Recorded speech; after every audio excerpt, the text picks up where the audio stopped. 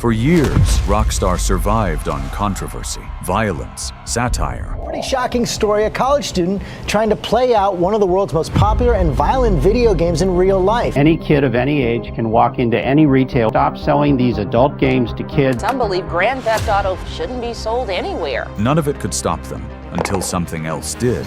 Around 2022, games weren't just being criticized anymore. They were being removed, not by courts, not by laws, by platforms. House Bill 3531, which will ban these video games and send a message. Different versions of Grand Theft Auto have been banned or censored in 5 different countries. Content didn't need to be illegal. It just needed to be categorized the wrong way. And once that happened, there was no appeal, no explanation, just disappearance. At that exact moment, Rockstar was preparing its most ambitious game ever. And for the first time in its history, GTA wasn't facing backlash. It was facing erasure.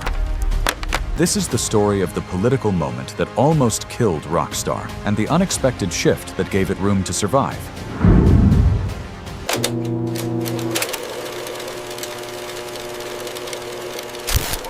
While most studios were building power fantasies, Rockstar was building satire.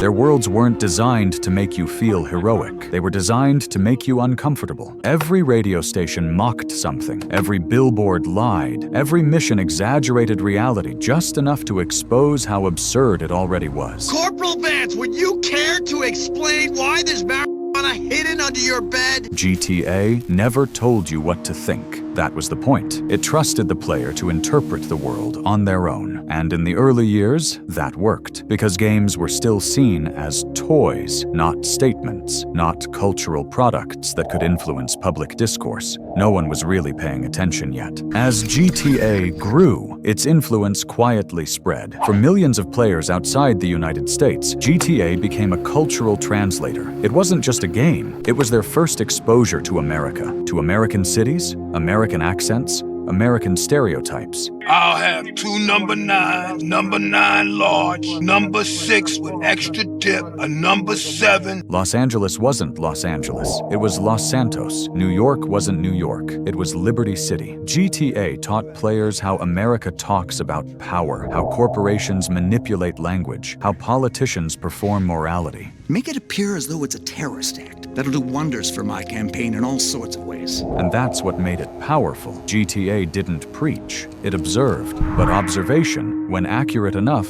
becomes commentary, and commentary becomes political, whether you intend it or not.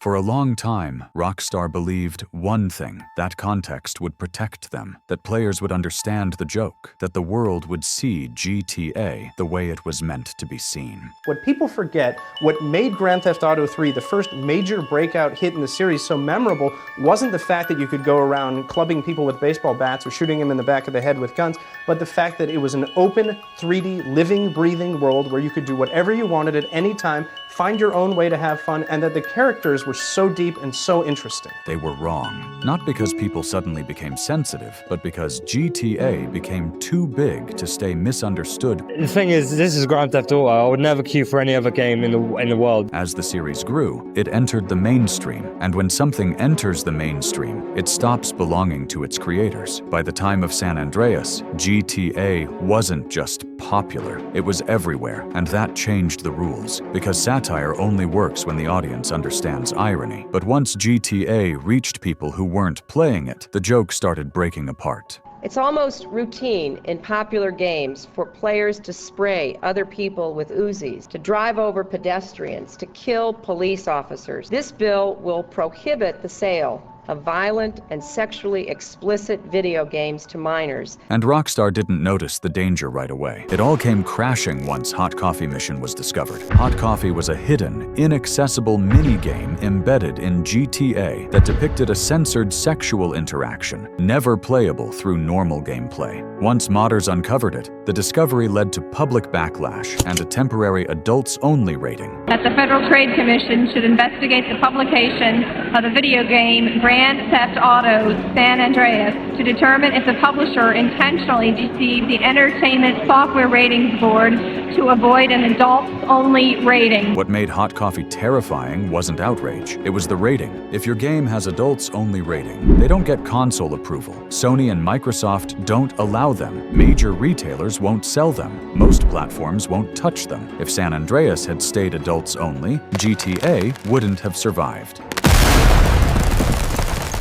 Their survival didn't depend on players anymore. It depended on gatekeepers. Hot Coffee proved that regulators didn't care what most players experienced. They cared what could be shown. Oh shit, the price is out! And that meant Rockstar could be punished for content they never intended to be seen. From that point forward, Rockstar didn't just design games, they designed for ratings. They were ready for worst-case interpretations.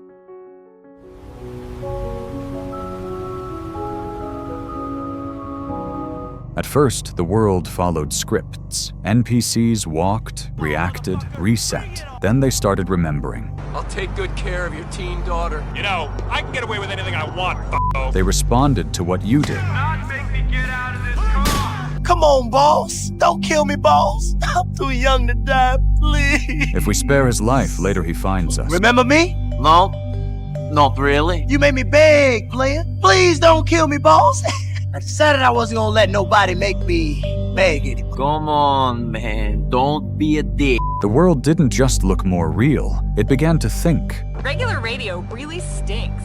Ain't that a shame? And as intelligence increased, the tone changed. Someone call the pigs!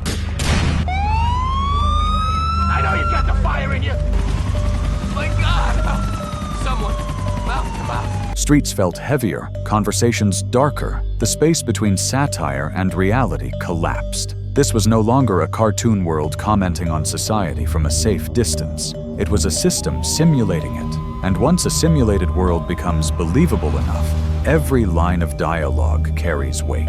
When an NPC speaks, it doesn't sound like atmosphere. It sounds intentional. And intention, in the real world, is always traced back to an author. And that's where the real problem arose that Rockstar once again never saw coming.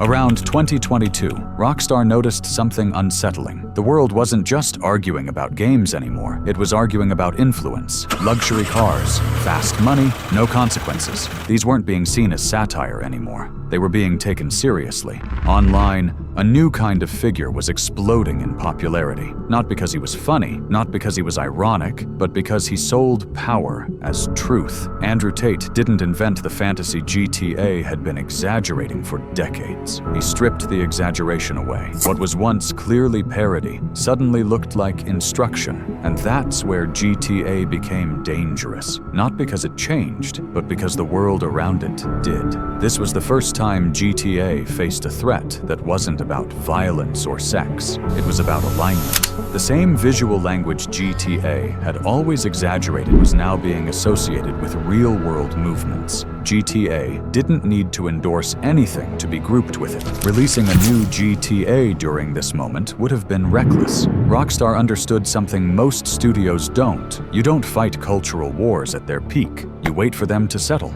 2022 wasn't just volatile, it was undefined. Platforms were removing figures overnight. Policies were changing in real time. The rules weren't clear yet. And when rules aren't clear, everything becomes a risk. Releasing GTA 6 into that moment would have locked the game into a narrative Rockstar couldn't escape. Not criticism, restriction. Because this time, the danger wasn't moral outrage, it was algorithmic response. And algorithms don't understand satire, they understand categories. Rockstar waited because power was about to change hands. New leadership meant new pressure points, new rules. In the end, it wasn't culture that saved GTA. It was structure. A new administration tightened regulations, clarified boundaries, and shifted responsibility back where it belonged. Not on interpretation, but on intent. And with clearer rules, GTA survived.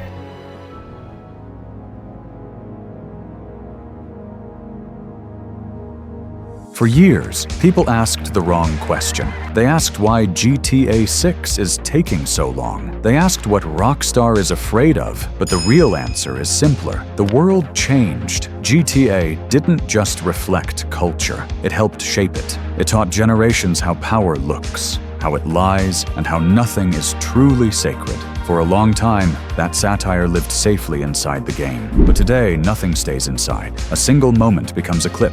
A joke becomes a headline. Context disappears. This is the world GTA 6 is releasing into. A world where games don't end when you turn them off. A world where meaning is decided outside the creator's control.